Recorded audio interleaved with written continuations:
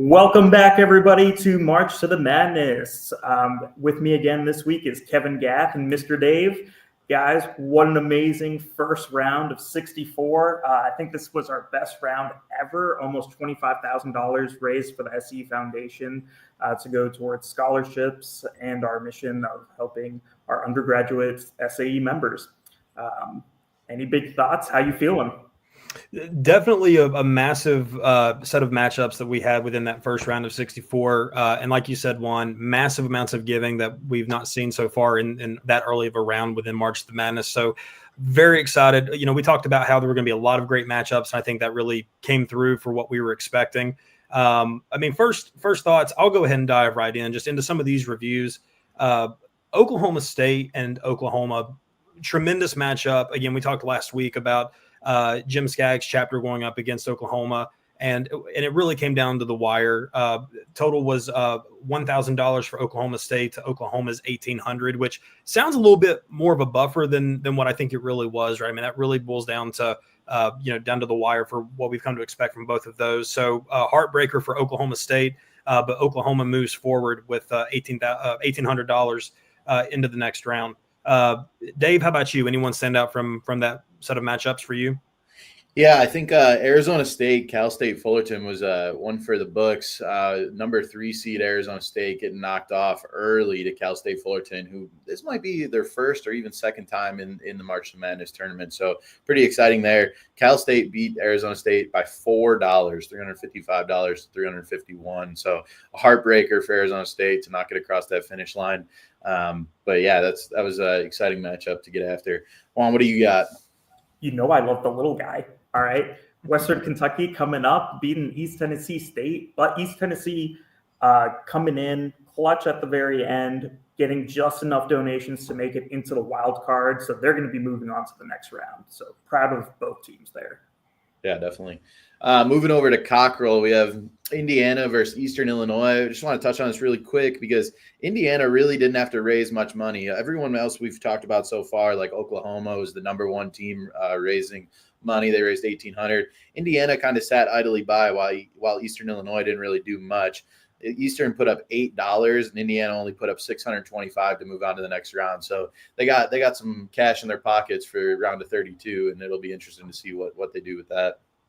Well, we can't leave the Cockrell region without bringing up the matchup between Central Michigan and Western Michigan. I mean, I think that was probably the highlight from that round of 64. I mean, when we talk about coming down to the wire, that was probably the best matchup to keep an eye on. I mean, late donations going into the round. Ultimately, Western Michigan Central Michigan pulls that one out. But Western Michigan, because of the rule there with getting the wild card, getting that wild card rule in, Western Michigan stays alive, which again just adds to the excitement of this. Just what a tremendous round of 64, especially for those two. Really great competition for them. So again, just very excited to see what either of those two teams pull out as we move forward further into the competition. And you can't go anywhere without talking about the little guy, Florida Southern, coming up and beating Miami. I mean, where else is that going to happen, you guys? Like, I know, like, the phone lines are about to blow up telling me that Florida Southern has beat Miami before and, like, whatever. But, like, I mean, else is that going to happen other than March to the Madness? You got to love M10. You know? Well, and Province Archon, Kyle Shadow, being an alum from Florida Southern, and he obviously being the Province Archon down in New Epsilon, covering Florida minus the Panhandle. I'm sure he's going to have a lot to say for his guys down in Miami, Todd Meismer and all those guys down there with that group. So yeah, what an exciting matchup for them. Couldn't believe that they pulled that one out against Miami. That was huge. Definitely. The fact that Miami put up a donut on the day is honestly wild as a 2 seed. We got to get better down there in the in the swamplands. All right, moving on to the next region, Kerr. Kevin, Yeah, Kerr really quick is kind of weird. We had Alabama, Loyola, Georgia, Middle Tennessee State all tie at different dollars amounts. Georgia, Middle Tennessee State tied at 100. Alabama, Loyola, I believe it was like 310 or something weird. But yeah, so they all tied. We did have a couple no shows like a Miami, or if you see on here, Northern Arizona, San Diego State. Both of those teams raised 0. So what we've gone ahead and done is moved those ties since they raised a considerable amount of money to those teams. So we replaced and had a team that was active and participating versus another 0 in the next round. So yeah, excited to see these 4 teams move on in a little different format. But yeah, we'll hopefully yield some pretty good participation in the round of 32.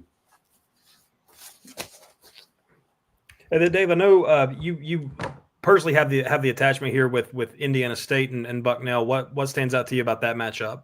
Yeah, so I was really proud of my Sycamores. I honestly couldn't have told you where Bucknell was in the world. I didn't know who went to that school. I didn't even know we had a chapter. That's not true. I did, but I'm going to say we didn't because I want them out of my memory. It was rough.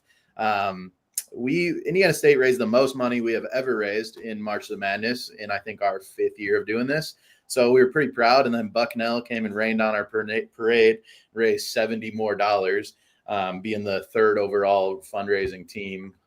So yeah, there was only 4 teams that would have beat Indiana State, and Bucknell was one of them. So a little disappointed, hits close to home, but we did get the wild card, and we'll be going on to a Missouri Valley conference matchup in the round of 32. So excited for that for Indiana State. And Bucknell, apparently they're here to stay. It'll be interesting what they do in the round of 32, and even next year. I'm already looking forward to where they might be seated. Be honest with us, Dave. Do you feel that Indiana State came in expecting a 12 seed to just kind of roll over? Were you expecting that sort of pushback from a 12 versus a 5?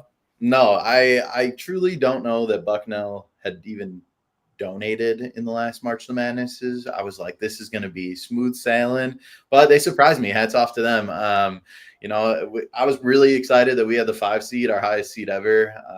And we definitely delivered, but just not as much as Bucknell, I guess. But at least you're still in it. You still got that wild card spot, so still an opportunity to make a run to the big dance. So yeah, definitely. Well, great stuff. Again, in review, looking forward to the upcoming matchups with the new the teams going into it. Dave, come on, Kevin. I can't go anywhere without talking about the little guy. Oh, please, Juan, go ahead.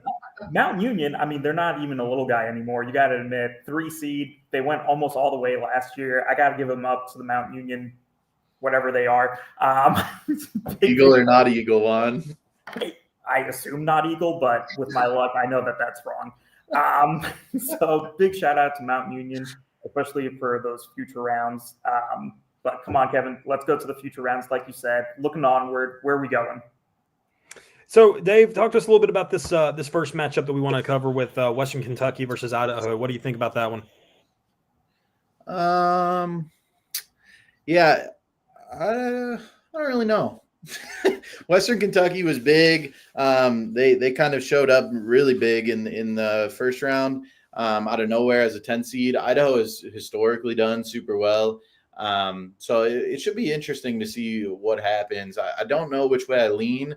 I kind of feel like Western Kentucky, like if I had to pick a winner, I think Western Kentucky might take this one, and Idaho should be worried. The Vandals, man, you better get your pocketbooks out because Hilltopper's rolling. Listen, I got to say, all of my confidence is in Western Kentucky, and it's for one reason, and that is Jason Scott Embry, fellow staff member with us here at Sigma Alpha Epsilon. I mean, he's gonna be doing everything he can to be motivating his alumni base to really come in and support Western Kentucky again as a 10 seed. But nonetheless, Idaho, I agree, could absolutely come in if they're focused, if they have a great strategy about them, could absolutely come in and dominate that. So very curious to see what happens with Western Kentucky versus Idaho. And moving on to the Cockrell region, I mean, you got Indiana versus Western Michigan. Indiana definitely clear one of the go-to favorites of M2M as a previous champion. But I'm telling you, Western Michigan in the last round coming up close. I mean, they moved on, getting that wild card. And even right now, $500 to $350, Western Michigan Broncos in first place. I know the Hoosiers are going to curse me out right now, but I'm telling you, the little guy has something magic during M2M. And if the Hoosiers aren't ready for it, I think the Broncos are going to let this one ride all the way. So it's definitely one to watch. For sure. I mean, moving over to the Kerr region, I just want to highlight, I mean, some folks might look at this and say, oh, Texas, Kansas, and all of these are great matchups. But the one that I really want to highlight is going to be this 6 versus 7 seed in Kentucky versus Alabama, an SEC battle between these two groups. So, and you got Kentucky with Joe Anderson, and then you've got Alabama with Hugh Miller. This is going to be a phenomenal matchup. I really think this is the makings of probably one of the best matchups of the entire competition. Could be wrong, but depending on how they show up, I think that both of those groups there are gonna really throw everything they've got at it. So you've got Mother Mew taking on Kentucky, a 7 versus a 6. That's the one that I'm going to be keeping my eye on for this round of 32 to see what happens with there. Yeah, real quick in Kerr too. If you just looking at it, I just noticed we have Georgia, Alabama, Kentucky, Texas, 4 SEC teams that all could end up potentially, going on to the Final Four pretty easily. Hopefully, Indiana State's a spoiler there. And we also have Texas versus Kansas, who Texas is from the Big 12, who left the Big 12 for the SEC, and that's a kind of a old matchup, right? From Texas's Big 12 days going against Kansas. So interesting to see those SEC teams come down to the wire. Absolutely. Now, Juan, I'm going to let you talk about your little guy. Go ahead. I'm hammering the Mount Union button. I'm hammering it. All right. But Mount Union, Cincinnati, I mean, in-state rivalry in Ohio, this one could be interesting for sure. I'm really excited to see what could go on there. Mount Union currently in the lead. I'm telling you. I know they're not the little guy anymore. They're not seated low. Number 3 is not bad, but I'm telling you, people count them out, and they shouldn't. We're gonna title this matchup the battle for Skyline Chili. Whoever pulls this one out wins should win a lifetime supply of Skyline Chili. So we'll see if we can get an endorsement deal with Skyline for that matchup specifically. So, all right. Awesome. And with that, that's our recap for M2M and the round of 32. As always, all the money raised goes to a great cause of Sport and SE Foundation for scholarships and our undergraduate members. Some of the money won in this round, I believe, can go to CEFs. Correct, Dave? Yes, sir. Yep, perfect. There we go. Oh, that's nice. Looks like winners will be awarded 5% of the money to their CEF, and if the winner raises over $1,000, 10% will be awarded. We'll also have those 2 wild cards in the round of 32, and you'll see slowly they diminish. Sweet 16 goes down to 1, and then all the way down to no wild cards. So, exciting stuff there. Perfect. And then I don't know, any final closings, gentlemen? I know it's also Founders Week, so happy Founders Day to everybody. Kevin, Dave. Yeah, happy Founders Day to all of our brothers again. And one of the reasons I love this competition is, it's a great way to show support for your home chapter, your home alumni base. But at the end of the day, this is all going towards supporting SAE as a whole, and that's the biggest thing there. And the work the foundation's been doing has been fantastic. We're thrilled to be in the midst of this competition once again. Again, love everything about it. So yeah, happy Founders Day to all of our brothers out there. Hope you guys are taking advantage of those alumni events out there on the 9th of March. And just can't wait to see all that comes from it. And go ahead and donate what you can. Support your chapters, even if your chapter's not in it. Find one that you want to throw your weight behind and go support SAE. So Hardy Phi Alpha to everybody. Yeah, one last closing thoughts. I just got it in from the foundation. Any gifts today during March of the Madness will count towards a Founders Day gift, which we are doing an exclusive badge, which highlights the Black Warrior River, where the idea of SAU was founded by Noble Leslie Devote. So pretty cool pin that you could get if you donate today in contribution to the Founders Day and your M10 team. So excited for that. And stay tuned for that. We'll have a little video and things on Founders Day, so you can get a sneak peek of that. But yeah. Perfect. Dave, Kevin, thank you as always. And to everyone else, happy Founders Day, Phi Alpha. Until next time. Phi Alpha. Phi Alpha.